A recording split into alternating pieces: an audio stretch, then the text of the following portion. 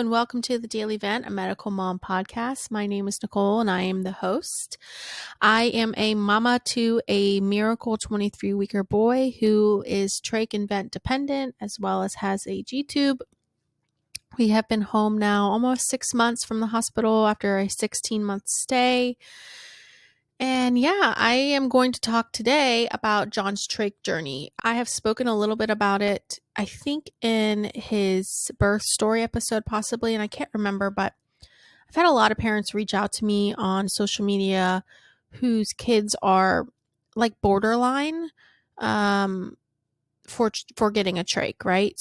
So something we see a lot of times in the NICU and in the hospital setting is medical professionals will push for a trach often very quickly, which I understand a lot of the times, where they're coming from, but they don't understand what it is to go home with a trach, to have a child with a trach and having to take care of them at home. There's a lot more logistics to it. So it's not just as simple as get a trach and then you can go home in a couple months. It's like, okay, well, doctor, you're not the one that has to go home with this child and manage this and try to get home nursing and all of the things, right? So when it comes to the trach, if you can avoid a trach, you should avoid a trach. And my son has a trach and it gave him a second chance at life and it's great and I don't regret my decision at all. But I'll be honest with you, I was very anti-trach for a very long time. I remember the first time this one doctor came in, and I think John was about 2 months old, and it was when he was really, really sick, and they said, I don't foresee a child like him going home without a trach at this point with how bad his lungs are. Like if he lives, he's going to need a trach. And my world came crashing down because at the time I thought trachs were awful. I thought that any kid with a trach was not living a full life.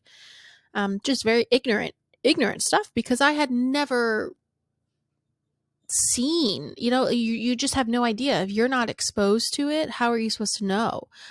Growing up, you would see like the old lady smoker ladies on the commercial who had the trach or the hole in their throat and had to have a little thing to talk and stuff like that. And that was like my only experience with that.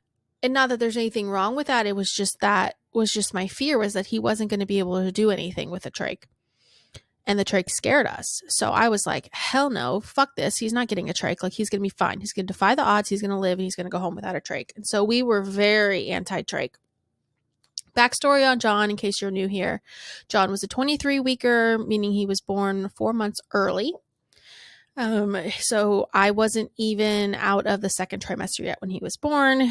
So when you're born at 23 weeks, you are born basically without really any lung development at all, because the third trimester is when your lungs develop. So his lungs, basically lungs are like a tree, like an upside down tree. This doesn't look like a tree. So I don't know what the fuck I'm doing. I'm doing fucking butterfly here. Okay. If you're listening to this, I was just doing something really stupid with my hands. Just ignore me. Anyway, so think of an upside down tree. So a tree has what? Oh my God, what is it called? Fuck, a root? Oh my God, guys, this is so embarrassing. A base. Let's just call it a base. Oh my God, this is so embarrassing. Has the base of the tree, okay? The base of the tree. And then it has the branches. Okay, so that's like your standard tree, how a tree grows. What is it? I have to Google this. Pause. I have to Google this. A trunk. Oh my God, that's so embarrassing. Okay, a trunk of a tree. So imagine the trunk of the tree, and then it has branches. So then you have little other small branches off of those branches, right? And then the leaves grow, and then there's leaves that grow even within those leaves. Okay, that's a normal tree. So if you have your baby, 35 weeks plus, you have a full tree with all these fucking glamorous leaves, and it's beautiful, and your child is great. Congratulations. Okay. If you're born at 23 weeks, you are born with just the trunk and a few branches. So you're born with like a fucking stupid ass tree that's just not fucking ready, right? Essentially, you need to keep growing, and you need to keep, somehow they have to, outside of the womb, get your lungs to continue to grow. But everything in the NICU, I swear to God, is a catch-22. I wish I almost made shirts for the staff there because everything that they would come and tell us was like, yeah, it's a catch-22. So annoying. But that's just the reality of it. So, in order to keep our son alive, he had to be put on a ventilator and be put on very high settings and lots of oxygen to keep him alive and stable while he continued to grow. Well, a ventilator damages your lungs. Your lungs are not meant to be breathed, not organically like that, right? So while you're trying to grow his lungs and heal them, you're damaging them. You see how that doesn't really work out that well, right? Okay. So it's kind of one of those things where your lungs now are really struggling to heal and grow because they're on such high vent settings, but you need the high vent settings to stay alive. So that's why they try to extubate these children as soon as they can, because it's not good to be on the ventilator for a long term. Well, with John, he was extubated immediately when he was born. I don't even think he cried or made any noise when he was born. And so he was in, did I say he was extubated right away? Oh my gosh, sorry. He was intubated immediately when he was born.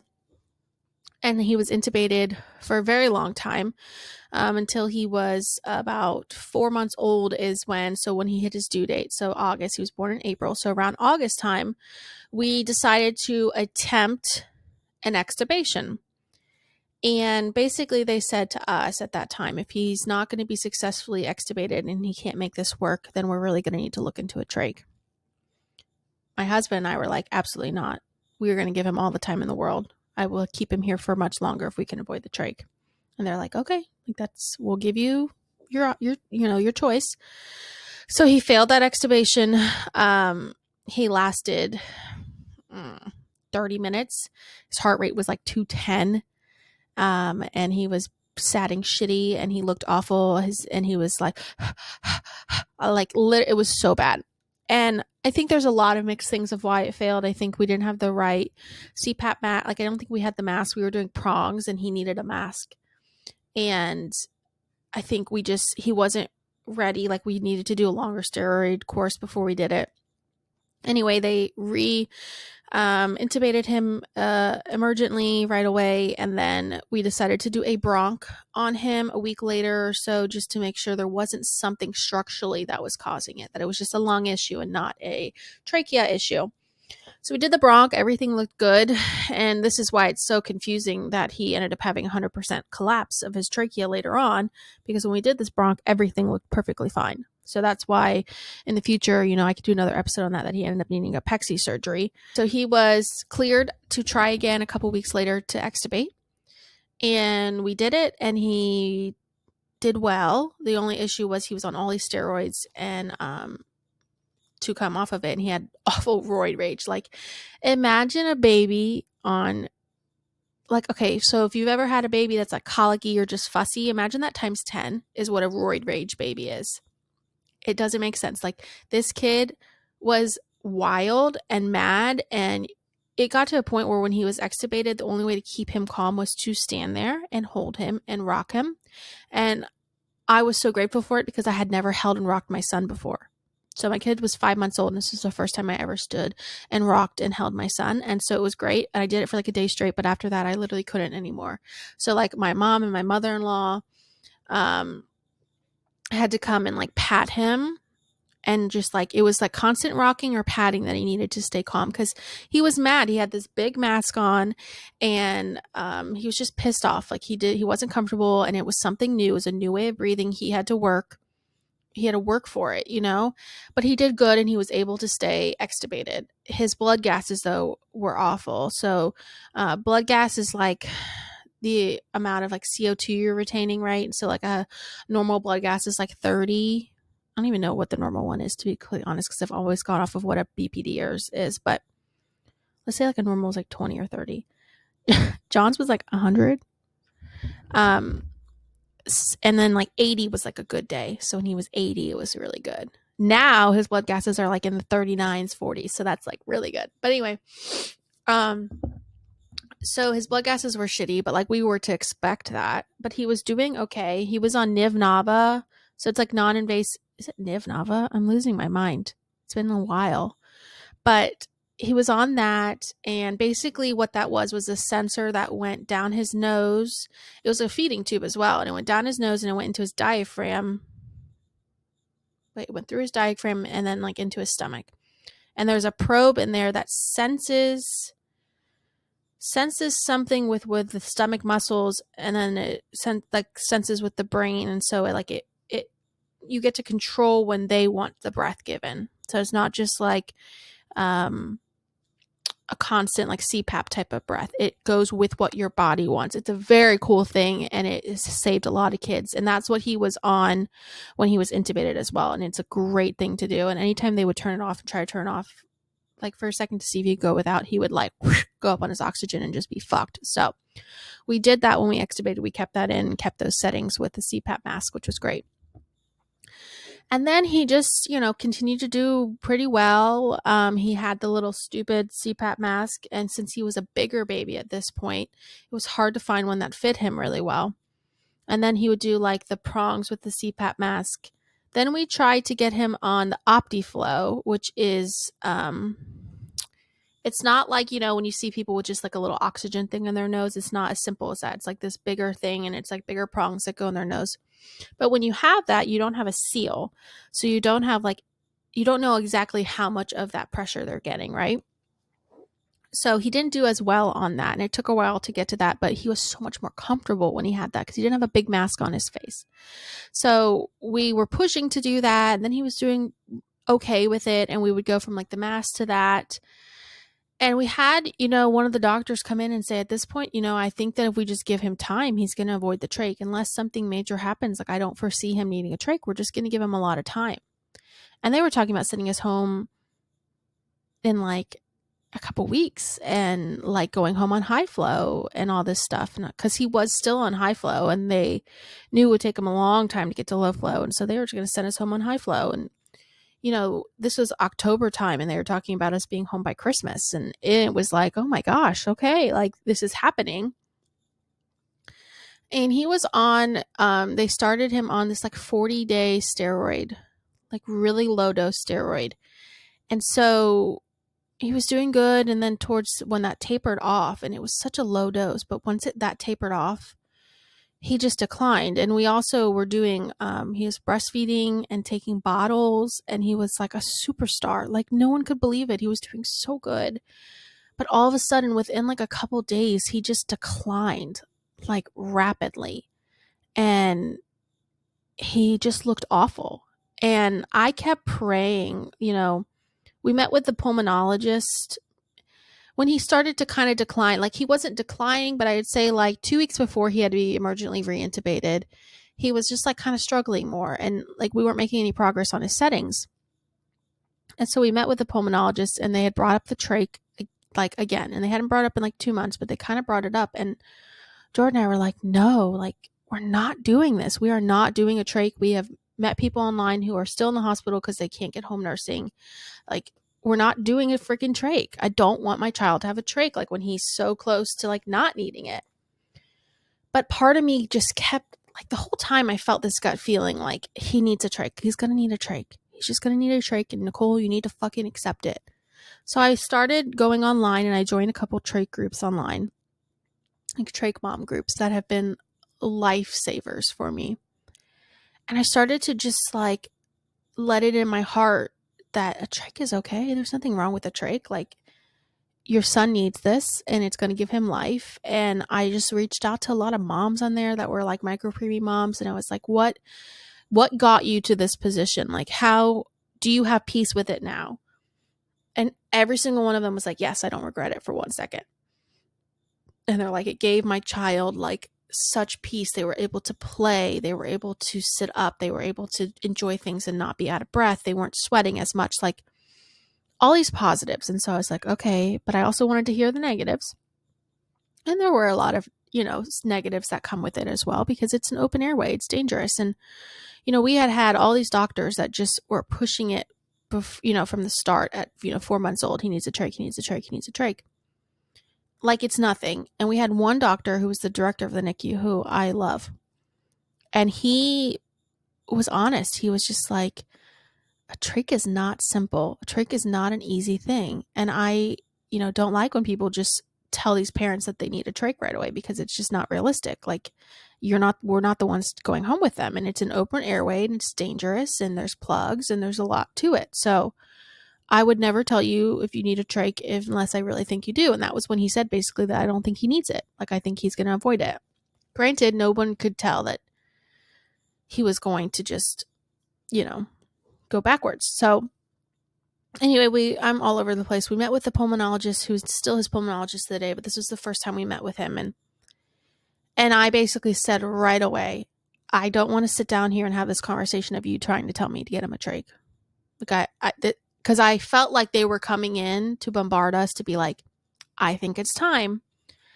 And I said to him, like, I don't want him to have a trach. Like, I feel like when it's time, I'll have a sign and I'll know when it's time. But I would rather us be here longer and go home without a trach, but be here for a longer time. And he was super respectful of that, and he understood. And so we then found out that he was silently aspirating on his milk that he was drinking on his bottles.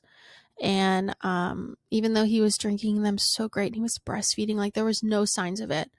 But we went and did a swallow study, and we found out he was like silently aspirating a lot. And then mixed in with those steroids tapering off, he just declined so fast. And I got a call from his primary nurse one day that was just like, you need to get in here. And I was already on my way, and she was just like, it's just not looking good.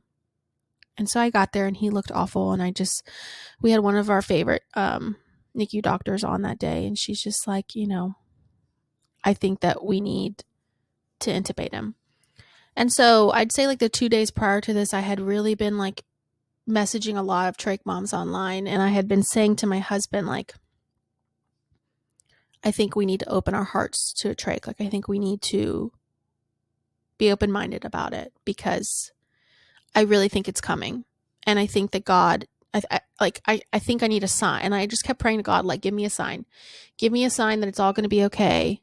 And that, let John tell me what to do. Like, tell me what to do, because we were in that in-between phase. It's so weird when you're in that in-between phase where, like, we could have just still tried to avoid the trach. It's just so weird, like, you to have that choice. It's so odd. And so I don't know. I just prayed and prayed and prayed and just said, give me a sign that everything's going to be okay. And he gave me a sign, and I'll tell that a whole nother story, but I had a God wink type of thing. And then 2 days later, I was at the hospital, and they basically said, we need to intubate him. He's not doing well. And in my mind, it was John. John looked at me with these like eyes of like, help me. Like, help me. I need help. And I'm and I knew that he was going to be intubated for a while. And I just said, all right, intubate him, and let's do a trach, and call the ENT, call the surgeons. Let's set it up. I don't want him intubated long. I want to get the trach done. Let's do it. And I called my husband, and I said, we're going to do a trach. And he's just like, but let's give him time. Like, let's see if, and I said, babe, they're literally like having me leave the room right now to emergently intubate him. Like, there is no other option at this point. We've tried everything. He was extubated for 3 months. Like, we tried it, but like, he needs a break. He's telling us he's tired. John is telling us, I'm tired. I need help. And so at that point, I felt a sense of peace over me that we had done everything we possibly could. He was 7 months old. We had done every single thing. We had done all the steroids we could. We had done all the different things, all the times, all the different masks, all the different bubbles, CPAP settings, all the different NIV settings, all the different settings. And I just knew he was tired. And so at that point, I was like, get him the trach tomorrow. Like, he's a big baby now. He's 7 months old, which is like, what, 4 months corrected? Wait, 7, 4, 5, 6, 7, 3 months corrected. So he's a 3-month-old baby. He knows how to play now. He hadn't been swaddled in so long because he was extubated. And so here we are. He's 7 months old, and we're swaddling him to keep his arms from pulling his tube out. And he's miserable. And in the NICU, they don't like to sedate their kids or give them a lot of pain stuff. Whereas in the PICU, they will fucking put you to sleep. And so we were in the NICU, and they weren't giving him shit. They couldn't get a line in him. They would give him nasal Versed every like 8 hours, and it was doing nothing. He was miserable. And that was hard. That was really hard to see this kid. And I have pictures of it. And he's like looking at us, and he's just like, help me. And it was like seeing the tape on his face and being intubated, and he couldn't do anything. And you were just swaddling him again. It was so painful to see. And so I was begging, like, can they get him in tomorrow for a trach? And they're like, let's take a breath. I'm like, no, like, look how miserable he is. I want him to have it now. And so it's so funny how you go from 7 months of saying, fuck the trach, absolutely not, I'm never getting a trach for my kid, to being like, please God, like, give him it today. Like, it's so funny how that happens, right? It's just like God makes you laugh, right? So we decided on the trach. I think this happened like on a Friday, and of course I had a wedding that I had to this is when I was still doing my weddings, still working. And so I had this wedding that I had to go work. So I think I reintubated on a Thursday, and then Friday I had to go do the rehearsal, and then Saturday was the wedding. And so because of that, we couldn't meet with the surgeons, I don't think, until maybe they came Friday morning. I don't know, but they couldn't get him in for a week. And then they were saying when he gets the trach, he's going to go to the PICU and stay to the PICU. In our hospital, it's kind of changed now since this, because they've had a lot of trach babies since John, and the PICU is so small over there. It's only 16 rooms. So they can't like just have these long-term trach babies there anymore. So they basically said to the NICU, who has like 70 rooms, like, you need to figure out how to take care of trach kids, because we can't keep them all. But I'm glad that we got to go to the PICU and do it, because no offense to the NICU, love the NICU, but the PICU was way more experienced with trach kids and how to manage them and care for them. So, because they see it more often than the NICU. So anyway, so we were going to go to the PICU, and basically we had been warned the PICU is a very scary place. It's not as comfortable as the NICU. The rooms are tiny. It's not nice and new. There's not a couch in there. You don't have your own bathroom. There's a lot of really tragic things you're going to see. And I was like, wonderful. And we had a friend that we had made in the NICU. I had met this mom in one of the support groups, like our second month there, and had become fast friends with her. And we would hang out in each other's rooms in the NICU. And her son got a trach when he was a couple months old. He was a 30-weeker, he had a lot of other things. So anyway, they went first. He had gotten his trach and then come back to the NICU because he was so young when he got it, and they were managing it there. But I think the rule then was once you hit 6 months old, you go to the PICU. And so John was 7 months old, but he was like the corrected age, so they kept him there longer. And we were like begging to not make us leave the NICU.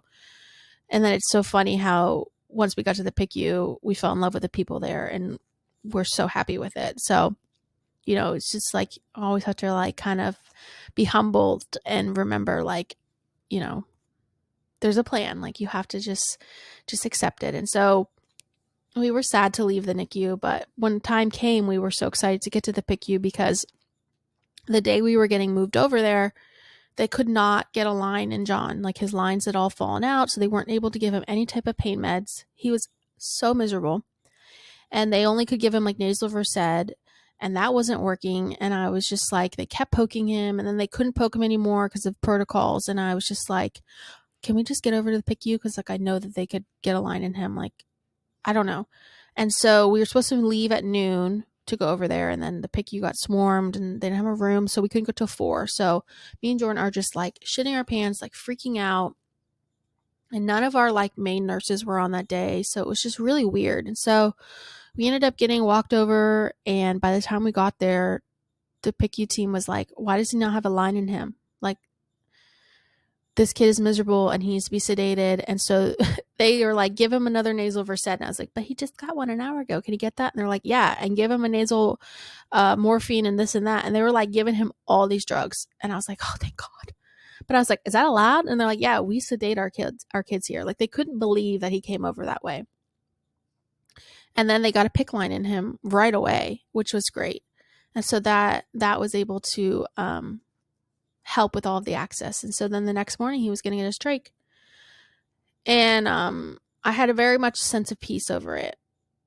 Terrified, but a sense of peace.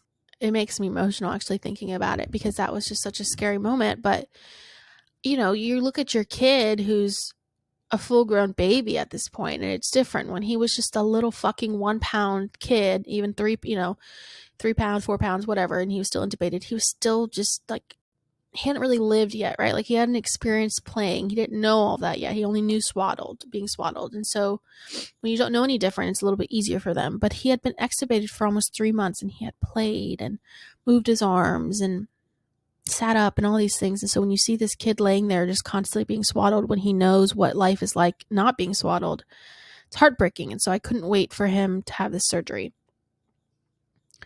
So he had the trach surgery, and it ended up being a lot more difficult than they expected, because when he got reintubated, he was on a lot higher settings than we expected. I think because he was just so tired. I don't know if we had pushed him too hard. I don't know. I also think he's bigger now, and so he just needed different settings and whatever. So he ended up being on like a PEEP of 12 for the surgery, or PEEP of 11, on like 50% oxygen or 40% oxygen. They had told us, like, when he comes out of the surgery, like, there's going to be like a lot of different vent setting changes, because his body's getting used to now this new way of breathing. He's also going to be completely paralyzed and sedated. And so there's just going to be a lot of ups and downs, but I was not prepared for how chaotic it was going to be. They took him back for surgery, and they did the G-tube first, which I wish they wouldn't have done. But I guess when they do the G-tube, they like put a balloon in the stomach to like blow it up in order to like do whatever. So when they did that, apparently it put a bunch of pressure on his lungs, and he just started to crash. So he needed like 100% oxygen, and they weren't able to stabilize him. They switched out his breathing tube mid-surgery to like a bigger one, thinking that would help. And I guess it did. And then they gave him like an hour to like cool off.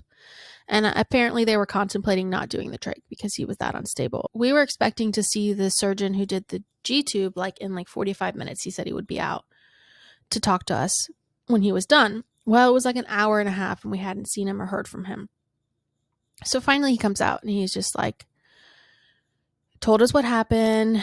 The G-tube went well, but they were going to also go in and look at his hernia, because he had like they thought he had I don't know what it's called, but a hernia in his groin. And so they weren't able to even explore and do that because he was so unstable. So he's like, we'll just watch that. And I was like, okay, well, is he okay now? And they're like, well, they're trying to get him to like come down. They consider not moving forward with the trach procedure, but I believe they're going to proceed. I'm like, oh my God, like what? And I'm like, what oxygen is he on? And they're like, well, when I left, he was at 100% oxygen. I was like, okay. And they're like, I'll go find out, whatever. So then they found out that they were moving forward. So here I am, and now I was sitting in the room shitting myself already, but, now I'm like pacing the hallways. So I paced that hallway for like an hour and a half, and there's no service in our hospital where you wait, so they couldn't even call you. And so thankfully one of like our like family friends growing up from church is one of the nurses in the pre and post-op for the ICU for the kids there. And so she kept coming out and giving me updates, and then she would let me come in and call them. And so I called them like an hour later, and I was like, how's he doing? Like, you're doing the trach procedure? And they're like, yeah. And I said, well, what's his oxygen percentage on there? Like 90, 95 the last time I checked. And I was like, oh my God, like, there's not much higher you can go. And so anyway, he came out. It was like a 4-hour, 3.5-hour procedure. He came out. Jordan started crying as soon as he came down the hallway, because it was the first time we'd ever seen his face with nothing on it. And I was literally like had fucking diarrhea the whole time. Like I was just in the bathroom. Like my mom came into the bathroom with me because I was like hyperventilating on the toilet, like couldn't stop sweating, was crying. Like it was so fucking dramatic. I know this is so TMI, but that's who I am. So he came back to the room, and he was on 100% oxygen. And I'm like, oh my God. But they slowly were able to get him back down. I think he was like on 60% for the rest of the day. Then he kept bradying, like his heart rate kept going really low. And they said, this is all normal. It's because we have to find the perfect mix of medicine. And then he was like twitching. And they said that, they had to go up on the paralytic and this and that. And so one doctor wanted to kind of take the paralytic off and see how he would do without it. And then another doctor came on for night shift. Was like, no, put that bitch back on. So anyway, it was just like it was whatever. But there was like a sense of peace over me because I was like, oh, it's done. Like, he has the trach. Like, now we just need to wait a week and it's all going to be rainbows and sunshine. And it was. I mean, it was. There was like a week after he got it where he was like all of a sudden like back up to like he was like 100% oxygen, like PEEP of freaking 16 or something. And back in the NICU days when he was on a PEEP of 18, they told us he was going to die because it was such high settings. But the pulmonologist came in and the PICU doctors were like, listen, he's a big boy now. Like, a PEEP of this on for his size and weight and age is so different than when a 2-pound baby is on that amount of PEEP.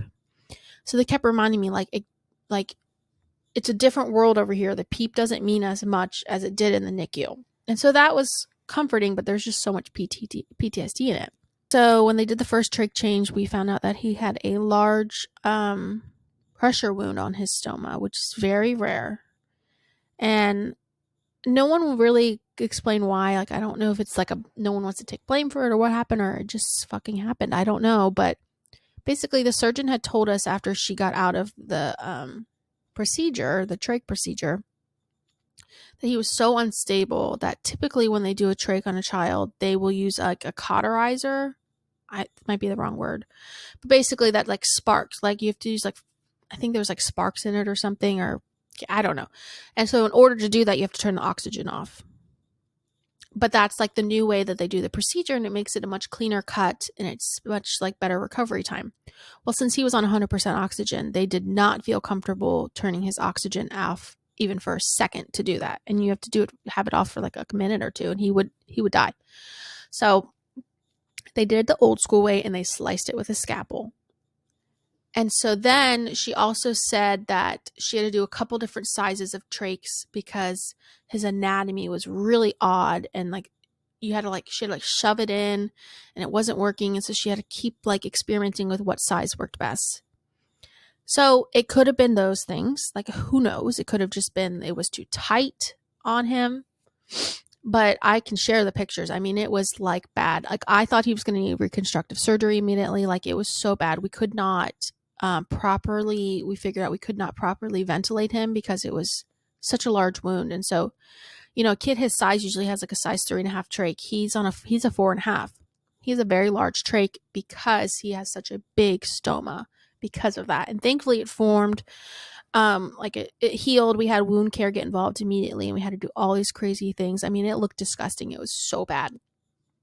So they ended up keeping him paralyzed for about another week. So he was paralyzed for about 2 weeks, which typically it's like a 5-day process of being paralyzed, but his was like 2 weeks. So that was really hard to see. So he ended up getting really swollen again, and it was really difficult. And it was like Thanksgiving, and so it was hard. But, I just had this sense of peace. Like I said, like, it's going to, this is going to be great for him. And once he was off the paralytic, he was doing great. He had really bad withdrawals from the drugs because he was paralyzed for so long and he was in so much pain and miserable. And in order to keep him stable, they had to put him on Dex, ketamine, morphine, fentanyl. Oh God, what else?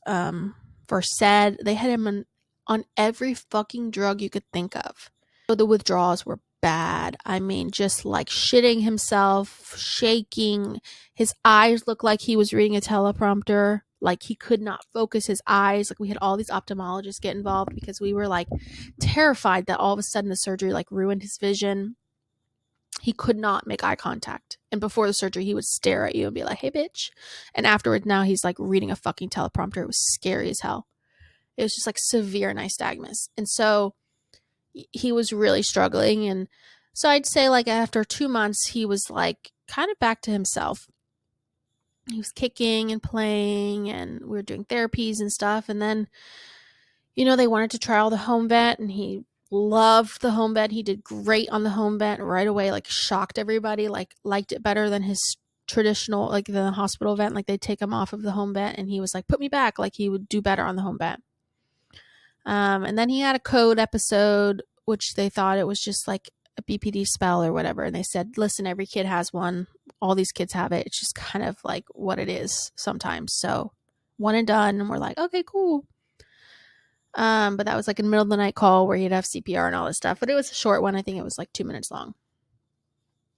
It's so funny how I say that, like, so nonchalantly. Like, my kid needs CPR for 2 minutes. Like, nothing, whatever. Trauma. So then we ended up being like, all right, well, what's the process of going home? Like, like now he's on the home bed. So we ended up going home in January, and he was on super high settings. And now looking back, it's like, why'd they let us go home? But like, I was pushing for it. We were pushing for it. And like, we thought he was going to be on high settings for so long. So we're like, what's the point? Like, let's just go home and let him ride it out at home. We wanted him home so bad. We had lived in the hospital for 9 months at this point, and we were like, get me the fuck out of here. So we went home, and he coded the next day, and then life flighted back, and we thought it was just like a plug or something. And then we went home again. After 2 days in the hospital, we went home again. Still no nursing. We were exhausted. 2 weeks later, which is 2 weeks, so a year ago to the day. So today's the day. A year ago to the day, he coded for a long time at home. It was awful. It was terrifying. In the middle of the night. I had just fallen asleep, and it was awful. So that was terrifying. And then we went back to the hospital, and he ended up having like the original coronavirus. So we blamed it on that. We thought it was just that he was getting sick.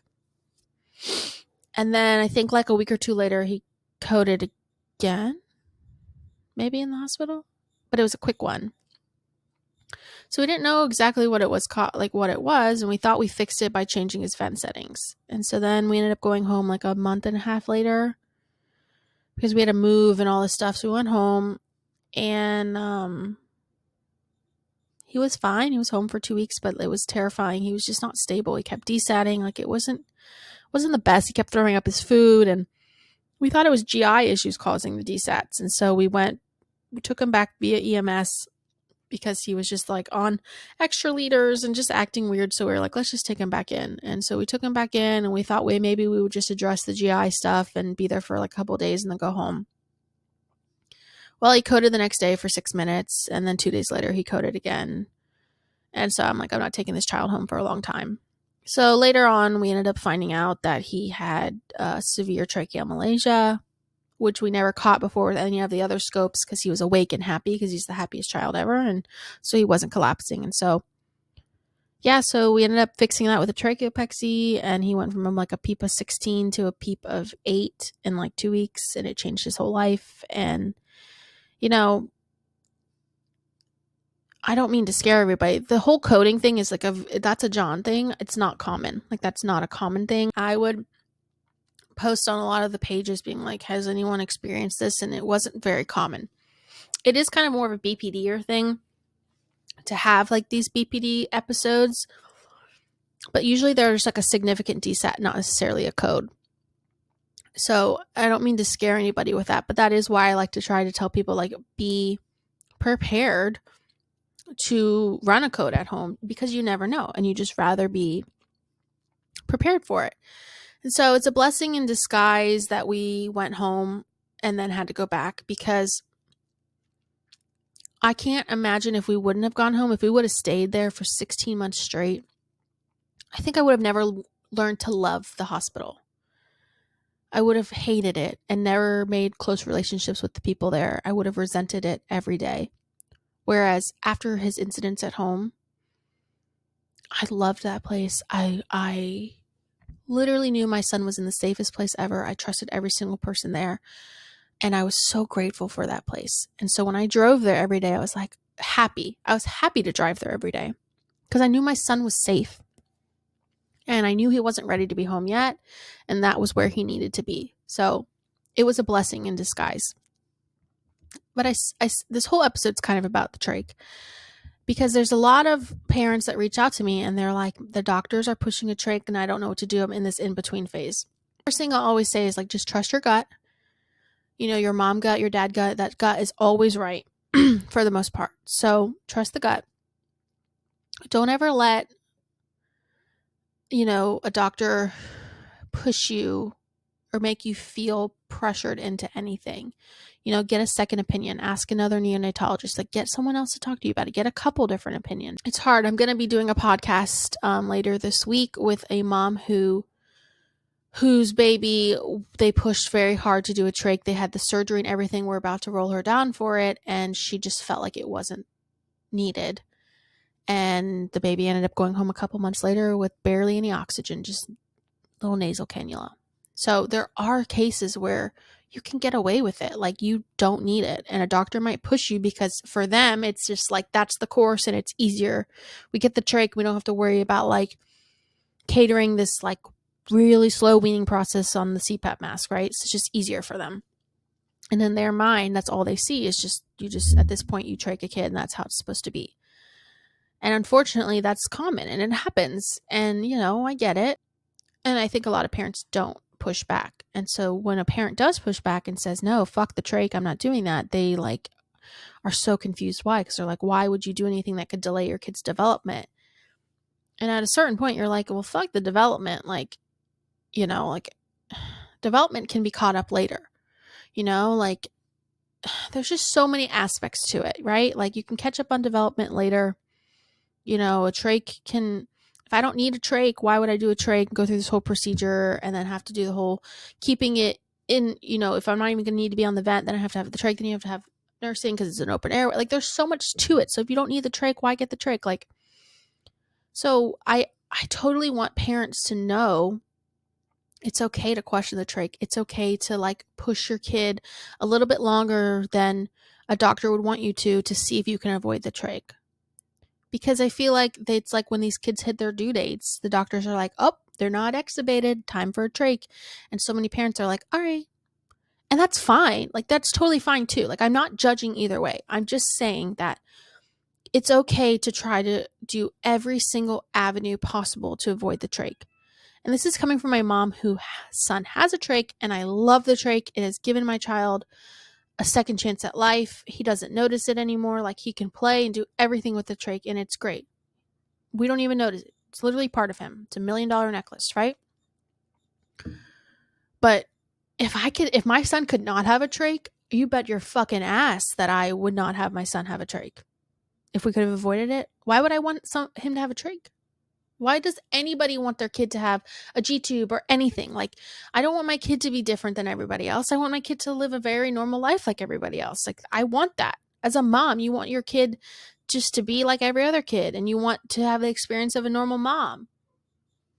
But sometimes your kid's going to tell you that they need something. They need this, they need that, and that's okay, and it's normal. But I want parents to know that it's completely normal to push back and say we need more time. So give yourself grace as a parent and trust your gut. But when it gets to a certain point, you know, when it's been 9 months, 10 months, and, you know, your kid has been intubated this whole time and their vent settings just aren't coming down, where it's like, okay, you know, maybe it's time, right? But if you still don't feel like it's time, then, you know, that's your choice. And you know what's best for your kid. The trach is an awesome tool for these kids to give them a chance while their lungs grow and heal, or even just to have, you know, a lot of kids have trachs and they are off of the vent all day and then they just need it at night. Or a lot of these kids have it because they have airway issues and they need it in order just to breathe through it. And so sometimes you just have no choice and that's what you need. And it's, you know, the trach is, it's really simple. The only issue with it is that you just always need like awake and alert eyes for the most part with it, because if it is, that's their airway and that's how they're breathing in it. If it comes out or gets clogged, like it can be really dangerous. So that is the downside to it, right? And then you have to do daily trach cares and nursing. There's just a lot to it. It's a lot of logistical stuff that you don't expect to do as a mom and to have to deal with your kid. So it's hard, but it's not the end of the world. It is not the end of the world when your kid gets a trach. I thought for the longest time that it would be the end of the world, and cried my eyes out when a doctor first told us that he would probably need a trach once it came time. And I was like, oh my God. But it's funny how things change. And now my son has a trach and I look at him no different than any other child. Kid freaking crawls everywhere and pulls on it, and it just, he doesn't care. He doesn't know any different. And that's something I remind myself all the time, because, you know, the trach does when he's on his home vent, it's hard because he wants to go crawl fast and get to places, and you have to be like running behind him with the vent and catching up to him. And it's literally a full-time job watching him, but he doesn't know any different. Like, that's all he knows. So it'd be different if he had been, running around doing all these things without the leash, and then now he all of a sudden has it. So he doesn't know any different. It's part of him, and he's learned how to crawl around it. He's learned how to twist himself out of it. Like, he's just learning. It's just part of him. It's like we all have fingers and toes, and it's just an extension of him. The trach is like another nose, it's just part of him. And so, I'm here to tell you, if your kid needs a trach, it's not the end of the world. You will make it work. You will thrive with it. Your child will thrive, and it'll be okay. It's a long surgery, not even long surgery, but it's a process for the surgery and the recovery, and that's normal. And then when you go home, it's going to be overwhelming. It's going to be a lot, but it's not forever. It's temporary. You will get your groove in. You will figure it out. It's going to be okay. And if you want more time and you want to push back and don't jump into it, that's also an option. And that's what we did. And I never regret it for a second. There's not a second where I'm like, oh, if we would have trached him at 4 months old or 5 months old, would we have gone home sooner? Would he have not had tracheomalacia? Would he be off the vent by now? I can't sit in there and question those things because, hindsight's always 20/20. Like what good does that do if I sit there and question it? And I really don't think that it would change much, because who knows? We could have gotten the trach early on, and he could have done awful with the surgery being so young and not ready for it. And it could have been worse. And who knows? So I can't sit there and think of those things. So I'm really happy with our decision, and I don't regret being anti-trach for so long. I find it comical now that I am so pro-trach. I support people who choose not to get to the trach. You learn in this world, you really can't judge other people and their decisions they make for their kids. So you have no idea what it's like to go through this. You have no idea. You have to give people grace. This is hard. Being a medical parent is hard. It is so difficult. It's a level of exhaustion that people will never understand unless you're going through it. You're tired because you're taking care of a kid, and you're being a mom, and you're a parent, and you might have other siblings as well, or other kids as well. But it's like, you say, oh, I'm trying to keep my kids alive. Like, just a normal parent says that. But it's like, yeah, I'm trying to keep my son alive, but to a whole degree that, like, I don't think people understand. Like, you are on constant alert. Even if your kid doesn't have a trach and you go home and your kid's on oxygen or just a G-tube and has different disorders and stuff, I mean, it's hard. It's a lot. And so you just have a level of exhaustion that I don't think enough sleep and enough therapy will ever catch you up. So you just have to give yourself grace.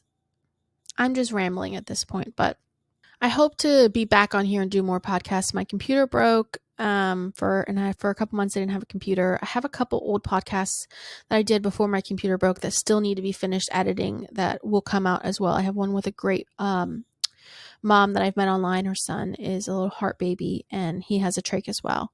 So I have that one that's going to be coming out soon. It's just finding the time right now with everything in our life to edit them. The editing takes so long on these. I could sit here and fucking shoot the shit with you for an hour, but it takes me about 4 or 5 hours to edit these things. So I have really bad Wi-Fi, so it's just a whole process. And I'll be recording another podcast episode with a mom that I've met that's local to us as well. And I've met her in person. She has twins who were micropreemies, and so she has an amazing testimony and story to share about their journey, because one baby was a lot shorter in the hospital than the other one, and it's just she's such an inspiration of just following her faith and doing what was best for her kids and standing strong. So that will be coming out shortly as well. But forgive me, I originally said I'd do this every Monday or every other Monday, but it's become impossible. I'm trying to be better at it, and I'd love some feedback if you all have different topics that you want me to cover or talk about. Just message me, and I'd love to talk about them. I have so many topics I want to cover, but I find that I ramble on things, and so I do apologize for that. I am like that character. It's like squirrel. That's me. So anyway, thank you for being here today. And I hope that this gives any parent that listens who's kind of in that in-between period of getting the trach or going without it, or who's gotten the trach for their kid and, still trying to find peace in their decision. I hope that this gives anybody a little bit of clarity or makes them feel a little bit more at peace with it. And if you have any more questions about it, please feel free to reach out to me.